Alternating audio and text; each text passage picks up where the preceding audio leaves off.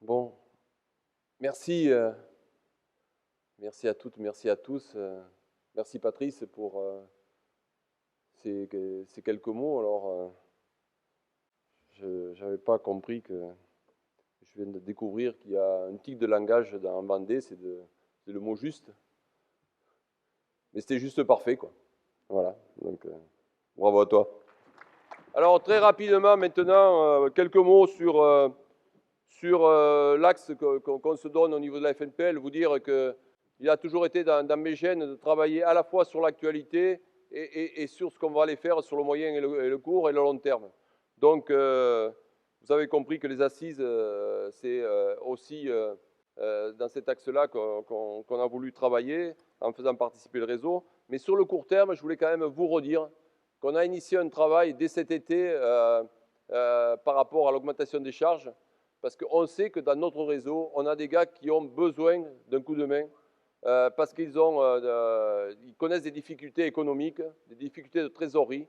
Donc, dès le mois de juillet, j'ai interpellé le ministre sur ces problématiques-là. On a fait une réunion en visioconférence, et il est ressorti de cette réunion en visioconférence qu'on devait mettre au plus près du terrain, c'est-à-dire dans les départements, des cellules de crise, si nécessaire, au plus proche des préfets, pour regarder et identifier les producteurs qui avaient des difficultés et qu'on puisse prendre au plus rapide avec les OPA que l'on connaît, c'est-à-dire avec les banques, avec la MSA, avec donc les pouvoirs publics, des mesures d'urgence pour ces producteurs qui, dès cet automne, ont des difficultés de trésorerie et les accompagner parce que certains, quand on est tout seul sur son exploitation, on a l'impression qu'on est les seuls à avoir des problèmes sur son exploitation.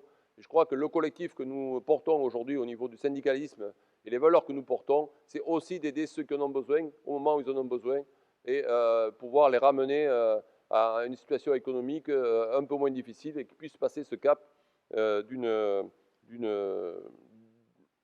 problématique laitière qu'ils ont rencontrées. Donc il y a déjà 3 départements qui se sont mobilisés avec des cellules de crise. Donc je les recite puisque c'est la Dordogne, c'est les Pyrénées-Atlantiques et c'est le Finistère. Donc c'est au cas par cas pour les producteurs qui le souhaitent. Mais ce que je voulais vous redire cet après-midi, c'est que surtout dans vos départements, même s'il n'y a que 5 producteurs qui ont besoin d'un coup de main, ces 5 producteurs dont il faut essayer de les recenser, de leur dire qu'on est là et qu'on peut aller chercher 3 000, 4 000, 5 000 euros peut-être pour prendre en charge des cotisations sociales, pour prendre en charge des annuités, pour redéployer des prêts. Et tout ça, je crois que c'est sans remettre en cause, bien sûr, tout le travail qu'on fait de fond. Mais là, c'est vraiment une situation d'urgence et une situation sur lesquelles on a les pouvoirs publics donc sont interpellés. Le ministre que j'ai eu encore et auquel j'ai écrit, auquel j'ai rappelé que pendant la crise Covid, la filière laitière avait coûté 0 centime au Fonds de solidarité de l'État. Aujourd'hui, si on a besoin d'aller se mobiliser, aller chercher quelques centimes ou quelques euros ou quelques milliers d'euros pour la filière laitière, pour quelques producteurs qui sont dans la difficulté, oui, on n'est pas sorti de la crise Covid au niveau de la pandémie, mais nous, producteurs de lait, on n'est pas sortis indemnes de cette crise Covid parce que le pendant de tout ce qu'on a vécu au niveau de la crise Covid en 2020, c'est en 2021 qu'on est en train de le vivre. Donc, si on a besoin des pouvoirs publics en 2021, il faut pouvoir se mobiliser et aller chercher au niveau des pouvoirs publics les euros supplémentaires où on a pris l'initiative au niveau de l'interprofession en 2020 d'assumer la non-collecte et d'assumer une réduction de production. Donc aujourd'hui, les pouvoirs publics ne peuvent faire autrement que de répondre favorablement à notre demande. Et ça, c'est officiellement quelque chose que je demande au pouvoir public d'être dans cette conjoncture en soutien des producteurs. Donc là-dessus, je peux vous dire qu'on ne lâchera rien. Et tout à l'heure, j'évoquais Pierre Veissy, puisque c'est lui aujourd'hui qui est le coordonnateur pour le bureau de la FNPL de ce dossier-là. Il a déjà fait des recensements dans son département notamment, mais pas que. Et on va continuer de suivre département par département les besoins. Et si vous avez des sujets et des blocages avec telle ou telle administration ou tel OPA, on est là, la FNPL est là pour vous aider à débloquer ces dossiers-là. Donc hier, on a eu des invités qui nous ont évoqué toute la partie consommateur en nous disant que le consommateur était aussi un décideur dans son acte de consommation, c'était un agriculteur. Donc je crois que le consommateur doit être notre allié. On l'a vu dans les sondages qui ont été faits, le consommateur, sa première volonté, c'est de venir être en réponse aux besoins de rémunération des éleveurs. Donc quand même, les planètes sont en train de s'aligner entre les producteurs et les consommateurs. Il faut qu'on sache donc maintenant mieux communiquer vers les consommateurs, et c'est vous qui l'avez dit, d'une façon maintenant nouvelle pour faire reconnaître notre métier, faire reconnaître la production laitière au plus proche des consommateurs qui sont déconnectés de la réalité de nos exploitations, de la réalité de nos habitudes, de la réalité de ce que nous faisons pour que le changement climatique ne soit pas quelque chose d'incontournable pour la filière laitière. Le changement climatique, c'est quelque chose que nous vivons tous les jours, puisque notre toit, c'est le ciel, comme le dit notre présidente de la FNSEA.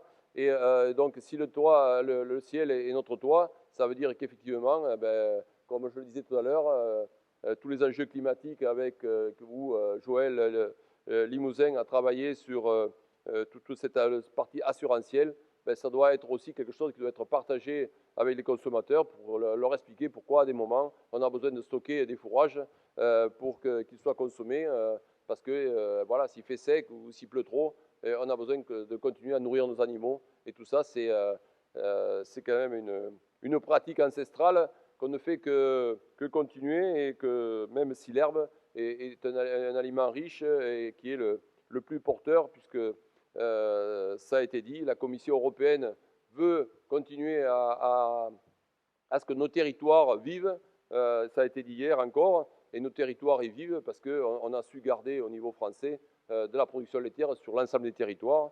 Alors aujourd'hui, c'est un enjeu pour certains territoires, il est différent d'un territoire à l'autre, mais l'enjeu est certain, vous l'avez dit, il y a un renouvellement des générations. C'est pas pour rien qu'on a mis en avant le renouvellement des générations à l'ordre du jour de ces assises, et avec quels moyens pour donner une dynamique à nos jeunes qui aujourd'hui reprennent les exploitations, puisque en Vendée, il y a encore plus de 200 jeunes producteurs de lait qui s'installent tous les ans. Donc je crois qu'il y a une dynamique qui est certaine dans certains territoires. Elle n'est pas suffisante pour renouveler les générations, mais... Pardon? Ah, mais j'avais compris qu'il y avait un tiers de 600, donc j'avais fait basiquement une division. Mais donc cette dynamique, il ne faut pas qu'elle tombe complètement, et je crois que les pistes que vous avez données aujourd'hui au niveau des assises vont être l'occasion pour le conseil d'administration de retravailler sur l'ensemble des axes qui ont été évoqués. Alors, une chose est sûre, c'est que quand on parle d'agroécologie, quand on parle d'environnement, nous, on a l'impression à la FNPL que la filière laitière elle répond assez facilement à tous ces enjeux. Encore une fois, communiquons, travaillons davantage. On avait déjà évoqué Farm to Fork avant la réforme de la PAC dans une brochure qu'on avait mis sur la table dès l'automne 2020. Je crois qu'on a été les seuls à faire ce travail pour initier une réforme de la PAC que l'on se voulait plus juste pour l'élevage, pour conserver de l'élevage sur nos territoires, au moment où on voit bien que dans certains territoires, l'élevage est peut-être remis en cause. Et je crois que pour nous, on veut maintenir cet élevage. Alors, je pense que le fil conducteur, quand même, que l'on a entre nous et qu'il y a eu dans les ateliers, c'est quand même la rémunération. Et la rémunération, elle passera avant tout par une meilleure rémunération, un meilleur prix du lait. Et ce meilleur prix du lait, il faut qu'il s'appuie sur le plan de filière France Terre de lait. Je crois que vous avez dit que France Terre de lait, c'était l'ADN de la filière laitière, on devait s'appuyer sur France Terre de lait parce que les fondamentaux de France Terre de lait sont des fondamentaux que personne ne remet en cause, ni au niveau des producteurs, ni au niveau des transformateurs, ni au niveau des distributeurs. Donc si France Terre de lait continue d'être l'ADN de la filière laitière, ben, il faut qu'on continue. Et dans le France Serre de lait, il y avait une meilleure rémunération des producteurs. Donc aujourd'hui, il y a des outils sur la table, ça a été dit, les outils, il faut s'en servir. Il y a des entreprises aujourd'hui qui savent répondre favorablement à cette rémunération des producteurs. Et moi, je voudrais aujourd'hui féliciter les entreprises qui aujourd'hui ont compris que pour avoir des producteurs qui soient bien dans leur exploitation, qui continuent de faire un lait de qualité, qui continuent de garder une dynamique, c'est par la rémunération du prix du lait que ça passera. Donc moi, je souhaite que ces entreprises, on les mette en avant et que celles qui ont aujourd'hui plus de mal ou qui ont du mal à nous entendre quand la FNPL demande une meilleure rémunération des producteurs, je les invite à rejoindre les entreprises qui ont fait cet effort. Et une France Serre de lait peut continuer avec une rémunération à la hauteur.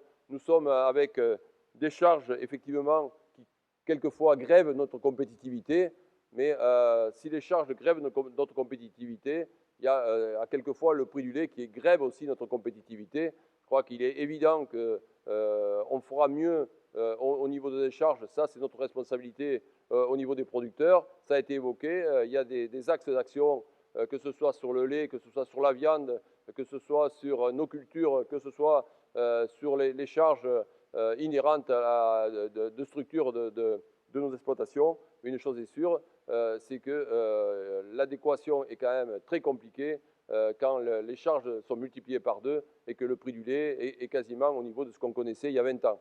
Donc là-dessus, il faut qu'on continue de travailler avec des entreprises et des consommateurs au final donc, qui ont compris que cette rémunération était au centre de nos attentes.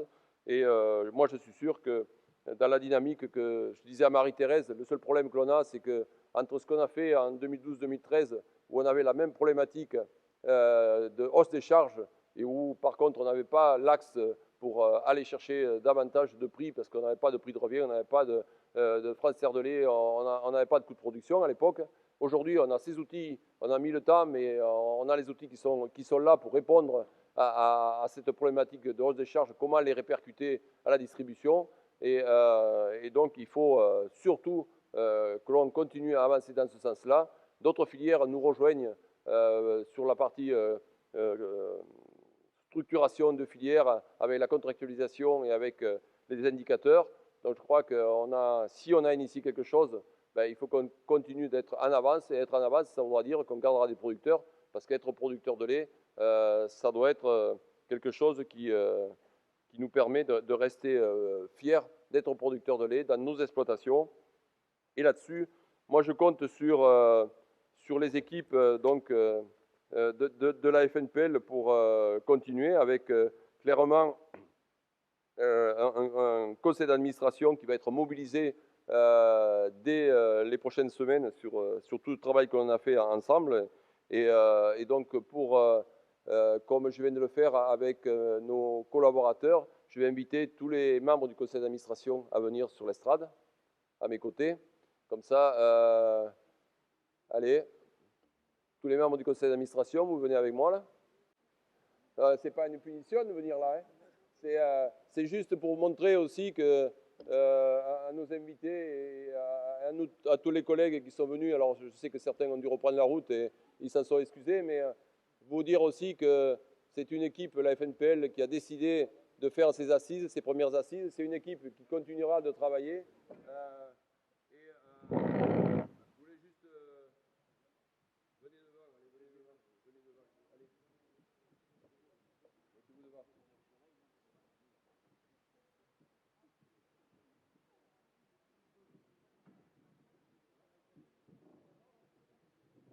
Et donc, pour terminer, bien sûr que vous savez que le conseil d'administration est au complet ici, mais on va terminer cette équipe en disant qu'on fera tout ce travail, parce qu'il y en a 2 qui se sont associés à ce travail, qui ne sont plus là aujourd'hui, mais on pensera à eux et on va continuer à faire ce travail pour eux. Merci.